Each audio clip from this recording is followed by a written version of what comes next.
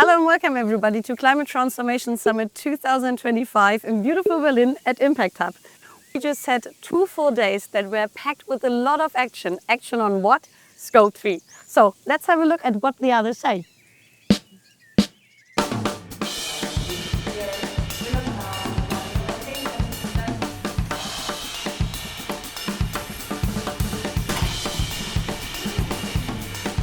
So let's start with getting to know our guest.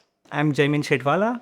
I work for Bayer Pharmaceuticals. I'm based in Leverkusen, working in procurement, sustainability and risk team, mainly focusing on Scope 3 emission reduction. I know I can't wait to hear why you actually work on Scope 3. For Bayer, Scope 3 accounts for almost 75% of our emissions that we have. So that's the hugeness, the big problem that we are trying to solve. Second, it's very complicated. There's no easy solution. So that's something that I enjoy, finding solutions to complex problems. And then the third, it's important. I mean, we have to save our planet. There's only one planet. Improving Scope 3 reduction, reducing them is something very motivating, very rewarding, and also impactful both on community and personally. So what are the biggest barriers or challenges that you have either personally encountered or that you see other companies encountering when tackling Scope 3? The challenge with Scope 3 varies from regulations all the way till operational reality. And not everyone will act just out of the same feel and hope.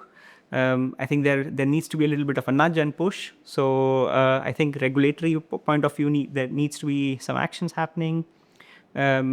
Additionally, data is a challenge because we are relying so much on our suppliers to provide information about their emissions.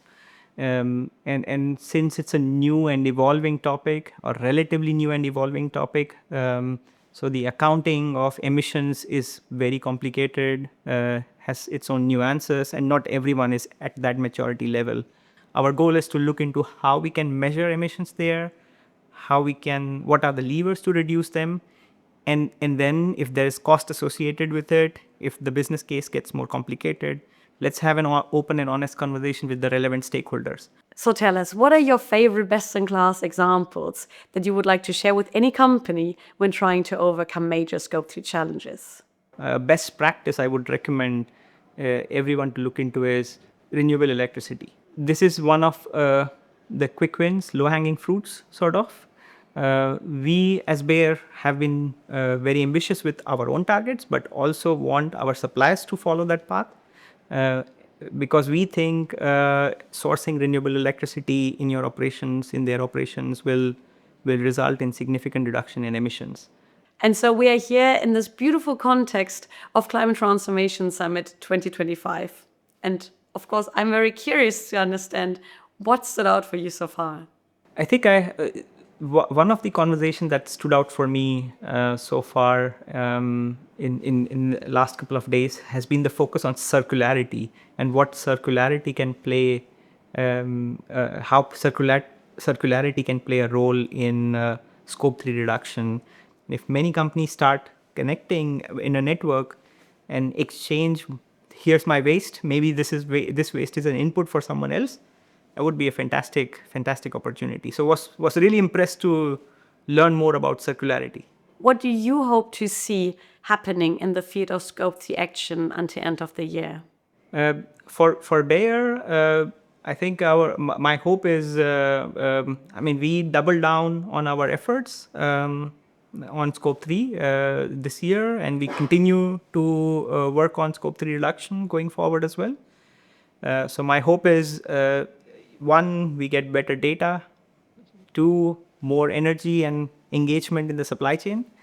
And then three is all the reductions that are happening in our supply chain. We are able to show that as well with the data and the engagement that we build up there.